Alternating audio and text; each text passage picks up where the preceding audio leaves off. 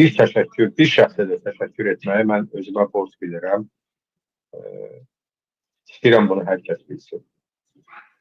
Tərtər qətliamının bugünkü səviyyəyə gəlib çıxmasında müstəsna rolu olan bir şəxs var, bu da Qurban bəydir. Qurban bəy gecəsi, gündüzü olmadan sutkalarla, günlərlə, aylarla, illərlə bu məsələnin üzərində dayandı. İlham Aslanoğlu. İlham Aslanoğlu. Mən deyəcəm. Bütün təqiblərə, təhqirlərə, böhtanlara, ünvanına olan olmazın yalanlara sinə gəldi.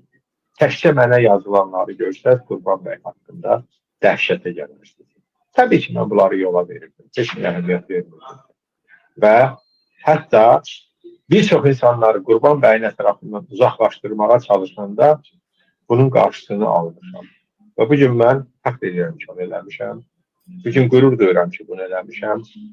Artıq Tərtər qətliamının, Tərtər dövlət qətliamının istintaqı yeni bir mərhələyə keçir və bu işə biz öz töhfəmizi verməyə borcluyuq. Dediyim kimi, cinayətin beynəlxalq səviyyədə müzakirəyə çıxarılması bizim üzərimizə xalq parlamenti olaraq tarixi məsuliyyət qoyur.